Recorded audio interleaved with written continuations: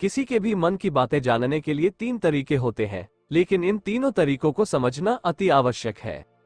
यदि आप इन तीनों तरीकों को समझ लेते हैं तो आप किसी के भी मन की बातें बड़ी ही आसानी से जान सकते हैं, समझ सकते हैं। तो चलिए इसे एक बुद्ध कहानी के माध्यम से समझते हैं कि किस तरह से आप दूसरों की मन की बातें जान सकते हैं, समझ सकते हैं। बहुत समय पहले की बात है, एक छोटा सा गांव था।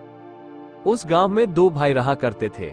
बड़ा भाई अंधा था, जिस कारण वो हमेशा घर पर ही बैठा रहता था, और छोटा भाई खेती किया करता था, लेकिन खेतों में अधिक जानवर आने से पूरी फसलें नष्ट हो जाती थी, जिस कारण छोटा भाई बहुत परेशान हो चुका था।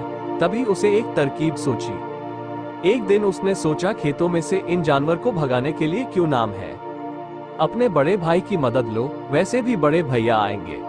अगर वो खेत में बैठे रहेंगे और जानवरों की आहट आने पर वो उन्हें जोर से चिल्लाकर भगा सकते हैं, जिससे हमारी फसलें बच सकती है। इसलिए उन्हें मैं खेत में बिठा देता हूँ। ये सब सोच विचार करने के बाद उसने अपने खेत में ही एक छोटी सी झोपड़ी तैयार की और अपने अंधे भाई को खेत में बिठा दिया और उनसे कहा, भैया यदि कोई जानवर की आहट आपको सुनाई दे तो आप जोर जोर से चिल्लाना। ये सुनकर वो जानवर यहाँ से भाग जाएंगे और हमारी फसलें नष्ट होने से बच जाएगी। बड़ा भाई अपने छोटे भाई की बात मान लेता है और वो उस दिन से खेत में ही रहना शुरू कर देता है। जब भी किसी जानवर की आहट उसे सुनाई देती तो वह तुरंत जोर जोर से चिल्लाना शुरू कर देता, जिससे वो जानवर उसके खेतों से भाग जाते हैं। ऐसा करते करते कई दिन बीत चुके थे। तभी एक दिन उसके खेत में एक हिरण भागता हुआ आता है और वह खेत के बांध को तोड़कर वहां से भाग गया। लेकिन उसी हिरण का पीछा करते हुए एक राजा भी उस खेत में आ पहुंचा। तभी राजा की नजर उस अंधे भाई पर पड़ती है। राजा उस व्यक्ति से कहता है, देखो मैं यहाँ पर एक जानवर का पीछा करते हुए आया, क्या तुमने उस जानवर को यहाँ पर देखा है? इस पर वो व्यक्ति कहता है, हे राजन, मैं तो अंधा हूँ, मैं भला किसी जानवर को कैसे देख सकता हूँ?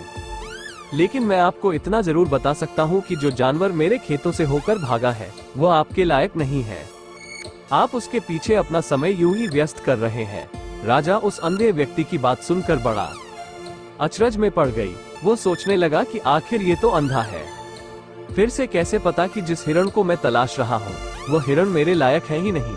यह अंधा व्यक्ति मुझे कैसे बता सकता कि राजा उस अंधे व्यक्ति से कहता है, कहीं तुम मुझसे झूठ तो नहीं कह रहे हैं? एक तरफ तुम ये कहते हो कि तुम अंधे हो और दूसरी तरफ तुम ये भी कह रहे हो कि जो जानवर यहाँ से भागा है वो मेरे लायक नहीं है। इस पर वो अंधा व्यक्ति कहता है, ही राजा, जिसे आप एक हिरण समझ रहे हैं, असल में वो एक हिरण नहीं है बल्कि एक हिरणी है, और वह भी घर आती है। और जहाँ तक मुझे ज्ञान है, मैंने कभी किसी राजा को किसी गर्भवती हिरणी का शिकार करते हुए नहीं सुना है, और इसी कारण मैं आपसे ये कह रहा हूँ कि वो हिरणी आपके लायक नहीं। आप उसके पीछे अपना समय व्यर्थ ना करें। ये सुनकर राजा और भी अचरज में पड़ गया। वो ये सोचने लगा कि आखिर यह अंधा आदमी यह कैसे जान सकता है कि वो गिरणी है और गर्भवती है।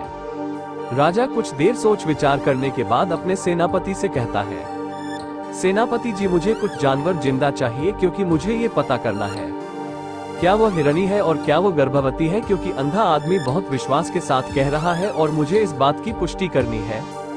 यदि वो हिरणी हुई और गर्भवती हुई तो वो हमारे शिकार के लायक नहीं है, क्योंकि हम तो एक हिरण का पीछा कर रहे थे। इसलिए जाओ और पता करो कि क्या वो फिर नहीं है। सेनापति राजा से आज्ञा लेकर आगे की ओर बढ़ चलता है और कुछ देर बाद जब वो वापस लौट कर आता है, तुम्हारा जाको कहता है, हे राजन, इस अंधे आदमी ने जो भी बातें कही है वो बिल्कुल सही है। वो हिरनी ही है और वो गर्भवती भी है। ये सुनकर राजा आश्चर्यचकित रह गया।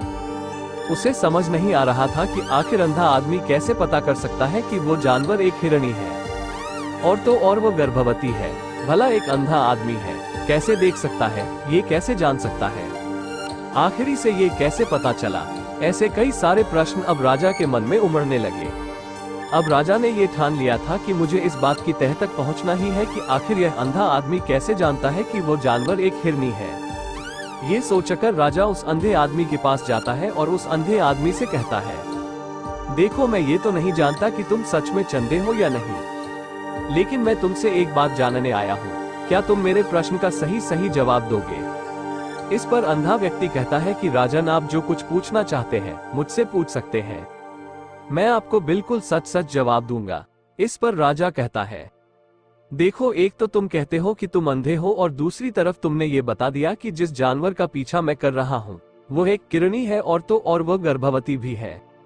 आखिर तुम्हें ये कैसे पता चला? तुम्हारे खेत में और भी तो जानवर आते होंगे, और भी तो जानवर यहाँ से गुजरते होंगे, फिर तुमने ये कैसे अंदाजा लगाया? तभी वो अंधा व्यक्ति राजा से कहता है कि राजन, आप जिस हिरणी का पीछा कर रहे थे वही हिरणी जब मेरे खेत में आई, उसकी रफ्तार और उसके भागने की आहट से मुझे यह एहसास हो चुका था कि यह एक हिरणी है और मेरे खेत की जो बांध है वो बहुत छोटी है, उसकी ऊंचाई ज्यादा नहीं है। यदि कोई हिरण होता तो उस बांध को बड़ी आसानी से लग जाता, लेकिन वो हिरणी इस बांध को तोड़कर भागी है, और यदि वो इस बांध को छलांग लगाकर पार करने का प्रयास करती तो इससे उसके बच्चे को खतरा होता, और इसी बात से मैंने ये पता लगा लिया कि वो गर्भवती है। इस कारण बस ज्यादा ऊंची छलांग न लगाकर मेरे खेत की बांध को तोड़ते हुए भाग गए। इस पर राजा के मन में एक और प्रश्न उठा। राजा ने कहा, किंतु तुम्हें कैसे पता चला कि वो एक हिरणी ही है? और भी तो कोई जानवर यहाँ पर आ सकते हैं। इस पर वो अंधा व्यक्ति कहता है, हे राजन,